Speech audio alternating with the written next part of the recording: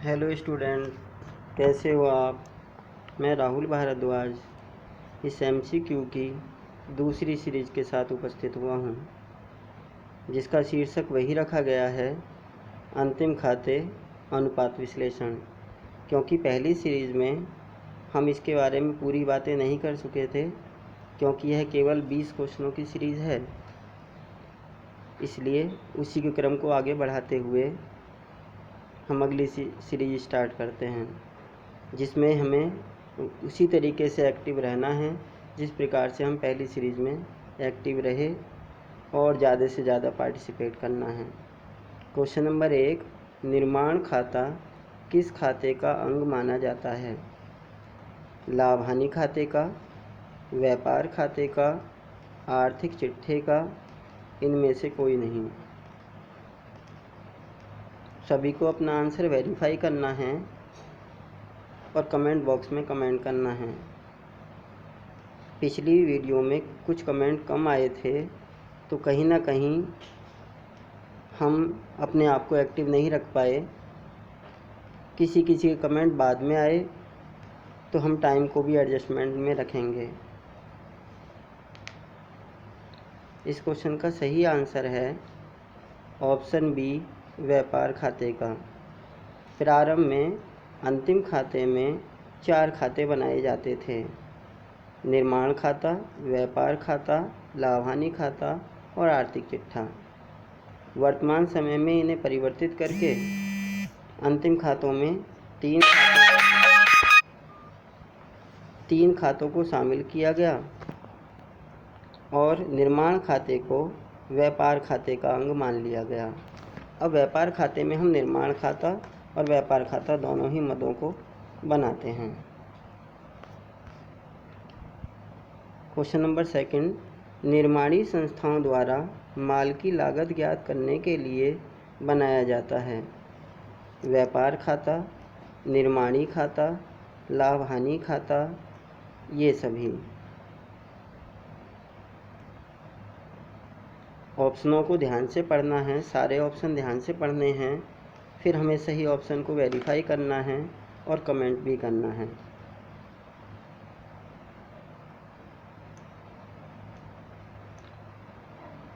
इस क्वेश्चन का सही आंसर है निर्माणी संस्थाएं माल की लागत ज्ञात करने के लिए निर्माणी खाता बनाती हैं। ऑप्शन बी, निर्माणी खाता। क्वेश्चन नंबर 3, व्यापार खाता किस प्रकृति का खाता है? व्यापार खाता व्यक्तिगत खाता, अवास्तविक खाता, वास्तविक खाता, इनमें से कोई नहीं। Personal account, nominal account, real account, none of these.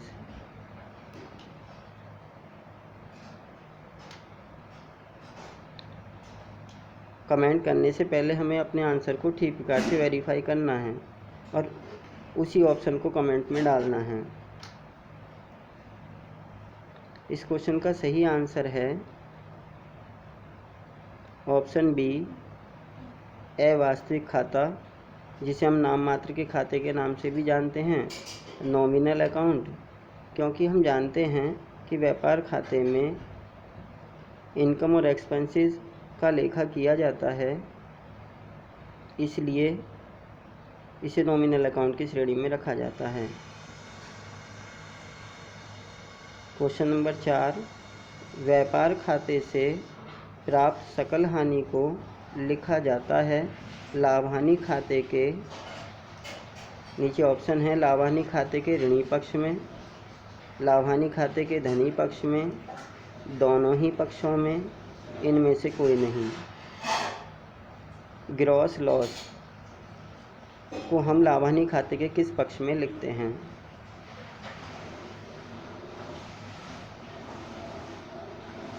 इस क्वेश्चन का सही आंसर है ऑप्शन ए, लाभ हानि खाते के ऋणी पक्ष में।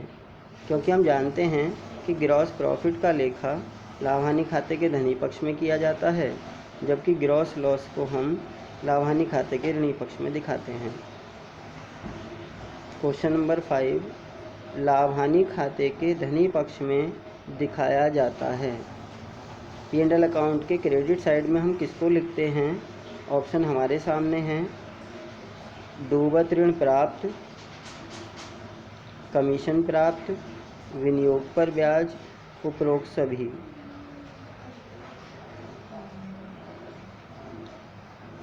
आंसर को वेरीफाई करना है, कमेंट बॉक्स में डालना है और टाइम मैनेजमेंट भी हमें ध्यान में रखना है।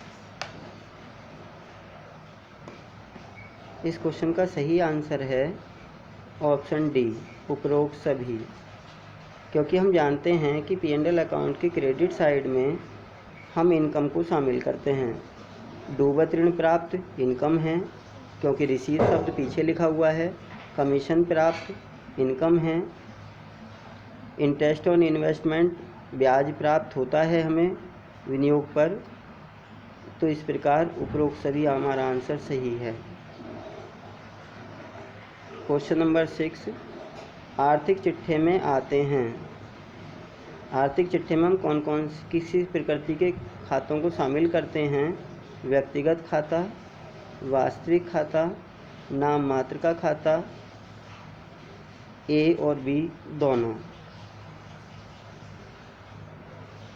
बैलेंस शीट में हम कौन कौन से नेचर के अकाउंटों को शामिल करते हैं? Personal account, real account, nominal account, A and B.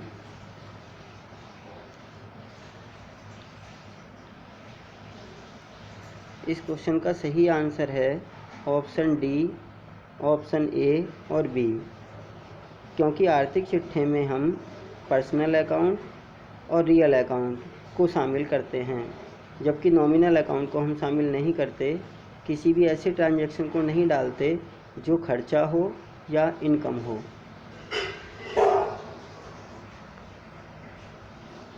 Question number 7, आर्थिक चिट्ठा है एक, बही है, खाता है, विवरण है या उपरोक्त सभी है?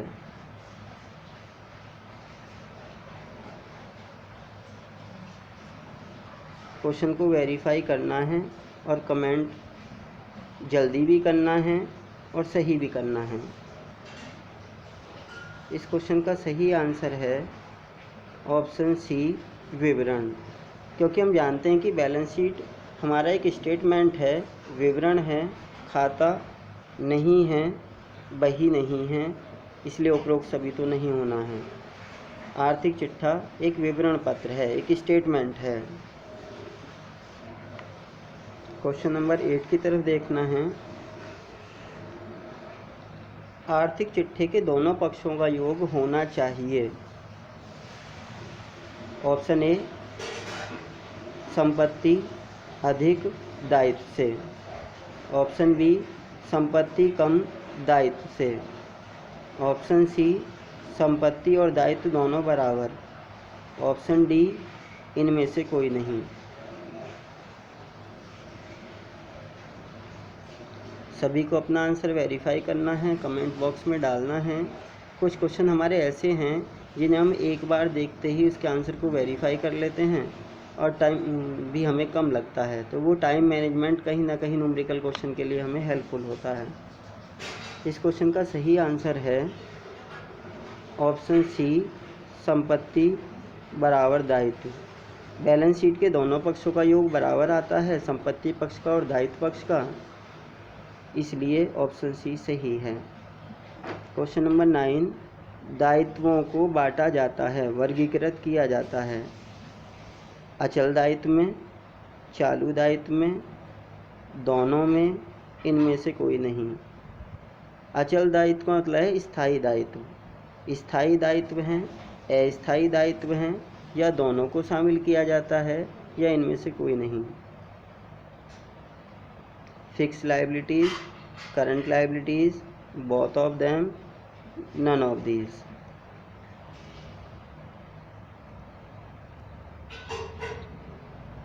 इस क्वेश्चन का सही आंसर है ऑप्शन सी,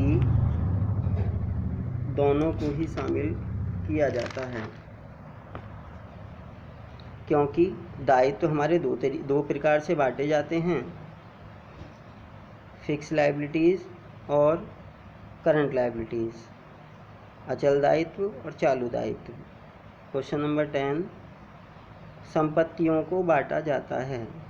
संपत्तियों को बांटा जाता है तरल संपत्ति, अमूर्त संपत्ति, स्थायी संपत्ति, उपरोक्त सभी।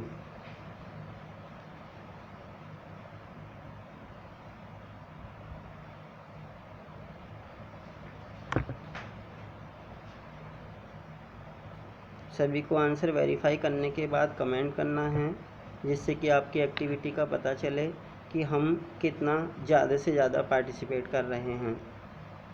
इस क्वेश्चन का सही आंसर है all of these, option D, उपरोक्त सभी। क्योंकि हम जानते हैं कि संपत्तियों को 3 तरीके से बांटा जाता है।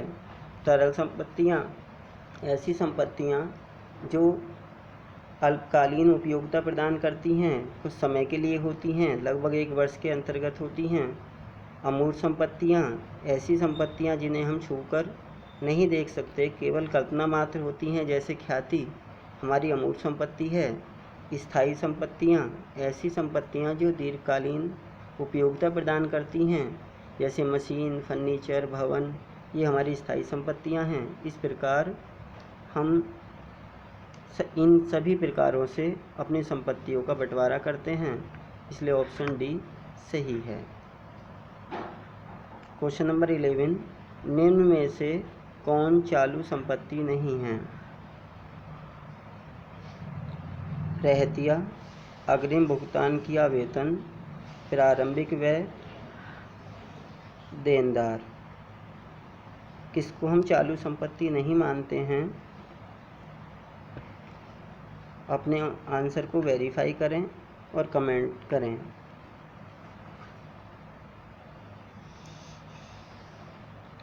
इस क्वेश्चन का सही आंसर है ऑप्शन सी, प्रारंभिक व्यय। रहतिया हमारी चालू संपत्ति है। अग्रिम भुगतान किया गया वेतन, जिसे हम प्रीपेड सैलरी के नाम से जानते हैं, यह भी हमारी चालू संपत्ति है। डेटर्स चालू संपत्तियों में शामिल किया जाता है, जबकि प्रीलिमिनरी एक्सपेंसेस, प्रारंभिक व्यय, यह किसी भी व्यापारिक संस्था के निर्माण के समय किया जाने वाला खर्चा है, जिसको हम उसके जीवन काल में छोटी छोटी राशियों में अपलिखित करते हैं, इसलिए हम इसे चालू संपत्तियों में शामिल नहीं करते। क्वेश्चन नंबर 12, कौन चालू संपत्तियों की श्रेणी में नहीं आता? रहतिया, ख्याति, रोकड़, देनदार। ये सभी क्वेश्चन एक ना एक दूसरे से रिलेटेड हैं, कहीं ना कहीं वो कन्फ्यूजन भी क्रिएट कर रहे हैं, और हमें उस कन्फ्यूजन से बाहर निकलना है और हमें अपने आंसर को सही देना है।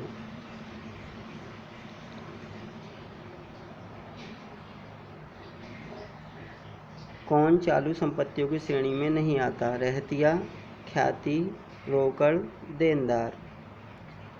इस क्वेश्चन का सही आंसर है ऑप्शन बी, ख्याति। क्योंकि हम जानते हैं कि रहतिया, रोकड़ और देनदार ये तीनों ही चालू संपत्तियां हैं, जबकि ख्याति, जैसा कि हम पहले डिस्कस कर चुके हैं, ख्याति हमारी अमूर्त संपत्ति है, जिसकी हम केवल कल्पना करते हैं, छूकर नहीं देख सकते, यह हमारी अमूर्त संपत्ति है, इसलिए ऑप्शन बी सही है। क्वेश्चन नंबर 13, कृत्रिम संपत्ति है, काल्पनिक संपत्ति। रहतिया, ख्याति, रोकड़, देनदार।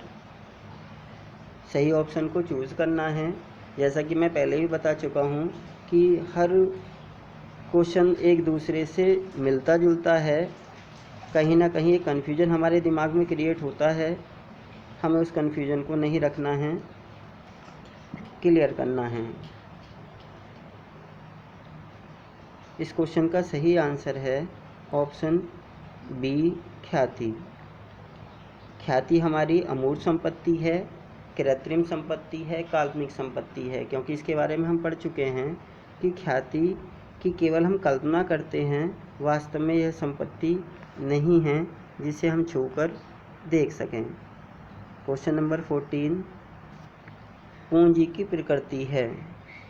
पूंजी का नेचर क्या है? जो पूंजी खाता हमारा है वो किस नेचर का अकाउंट है? व्यक्तिगत खाता है पर्सनल अकाउंट, अवास्तविक खाता है नॉमिनल अकाउंट, वास्तविक खाता है real account, none of these.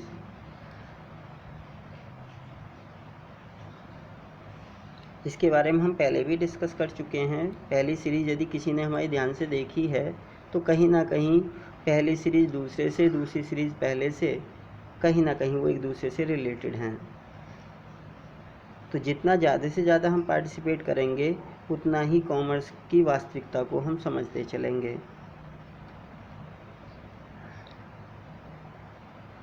इस क्वेश्चन का सही आंसर है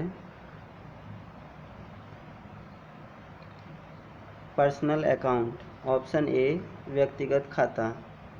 क्योंकि हम जानते हैं कि वास्तविक खाते में संपत्तियों का संबंध होता है, अवास्तविक खातों में आय तथा व्यय से संबंध होता है।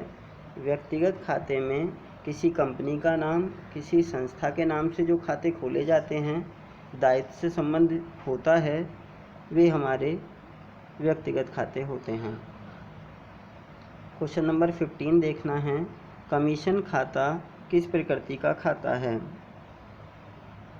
व्यक्तिगत खाता, अवास्तविक खाता, वास्तविक खाता, इनमें से कोई नहीं। Personal account, nominal account, real account, none of these. ये बीच बीच में जो अंग्रेजी बोलना है वो केवल इसलिए कि इंग्लिश मीडियम वाले ये ना सोचें कि हम अधूरे हैं, जबकि हम दोनों ही भाषाएं समझते हैं।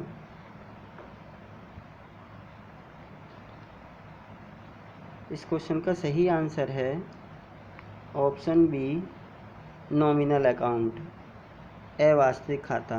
कमीशन खाता जैसा कि हमने पढ़ा है कि आय और व्यय से संबंधित है, इसलिए अवास्तविक प्रकृति का खाता है। ऑप्शन बी सही है। सभी को अपने आंसर कमेंट करते रहना है जिससे उनकी एक्टिविटी का भी पता चलता रहे। क्वेश्चन नंबर 16 ऊपर लिखे हुए सवाल से संबंधित है जिसे हमें पढ़ना है और उससे रिलेटेड नीचे क्वेश्चनों के आंसर हमें देने हैं। तलपट में देनदार 48,000 रुपये के दिए गए हैं। अशुद्ध ऋण 8,000 रुपये अपलिखित करना है। यह समायोजन दिया है कि हमें अशुद्ध ऋण के लिए 8,000 रुपये अपलिखित करने हैं तथा अशुद्ध ऋण हेतु प्रावधान 3% होना है। यह भी समायोजन है कि हमें अशुद्ध ऋण के लिए प्रावधान 3% का करना है। अब इन सूचनाओं से हमें कुछ क्वेश्चनों के आंसर देने हैं। क्वेश्चन नंबर 16, लाभ हानि खाते में अशुद्ध ऋण की राशि किस पक्ष में लिखी जाएगी? बैड डेट्स को हम P&L अकाउंट के किस साइड में लिखेंगे? ऋणी पक्ष में, धनी पक्ष में, दोनों पक्षों में, इनमें से कोई नहीं। सभी ऑप्शनों को ध्यान से पढ़ना है, आंसर को वेरीफाई करना है और कमेंट बॉक्स में डालना है।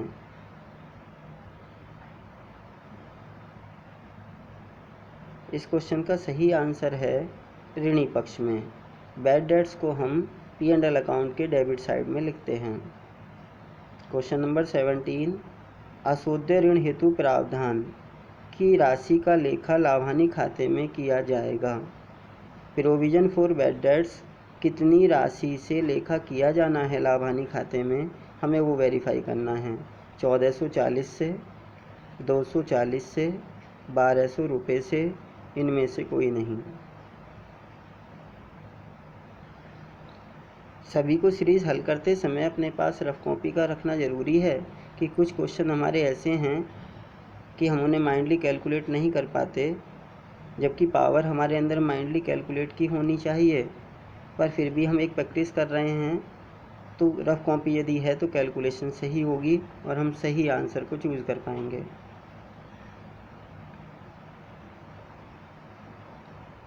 इस क्वेश्चन का सही आंसर है ऑप्शन सी 1200 रुपये। जैसा बताते चलें कि देनदार की राशि 48,000 है, 8,000 के लिए अशुद्ध ऋण प्रावधान करना है।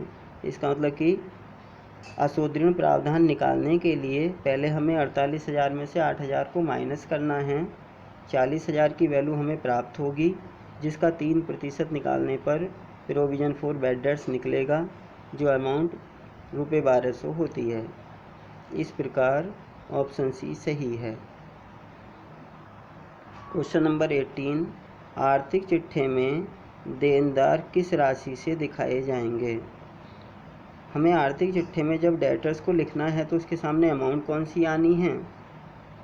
40,000, 48,000, 38,800, 46,800।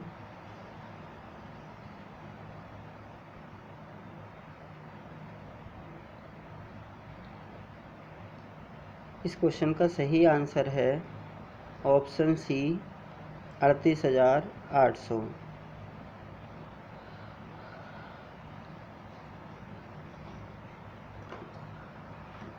क्वेश्चन नंबर 19, ₹60,000 में मशीन खरीदने पर 2/1/2% हिरास का आयोजन करने पर मशीन की राशि चिट्ठे में दिखाई जाएगी। 60,000 रुपये की मशीन खरीदी गई है, जिस पर 2/1/2% का हिरास लगाना है, और आर्थिक चिट्ठे में हम मशीन को कितनी अमाउंट से दिखाएंगे वो हमें वेरीफाई करना है। ऑप्शन दिए हैं 3,000, 6,000, 61,500, 58,500।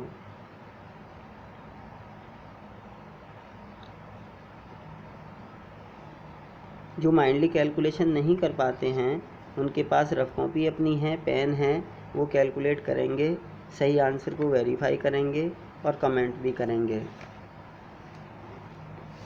इस क्वेश्चन का सही आंसर है 58,500, क्योंकि डेप्रीसिएशन को हम मशीन की वैल्यू में से घटाते हैं और रियल वैल्यू को हम बैलेंस शीट में दिखाते हैं। क्वेश्चन नंबर 20, बाह्य बाड़ा लिखा जाता है, फ्राइट आउटवर्ड लिखा जाता है व्यापार खाते के ऋणी पक्ष में, व्यापार खाते के धनी पक्ष में, लाभ हानि खाते के ऋणी पक्ष में, लाभ हानि खाते के धनी पक्ष में।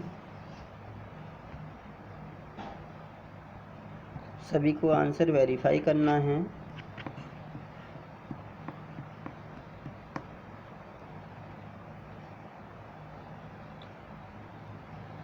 और सही आंसर को चूज करके कमेंट करना है। इस क्वेश्चन का सही आंसर है ऑप्शन सी लाभ हानि खाते के ऋणी पक्ष में। फ्राइट आउटवर्ड को हम लाभ हानि खाते के ऋणी पक्ष में दिखाते हैं। यदि आपको मेरी यह वीडियो और मेरा यह प्रयास अच्छा लगा हो तो इस वीडियो को कमेंट करें और सब्सक्राइब करें तथा ज़्यादा से ज़्यादा शेयर करें। धन्यवाद।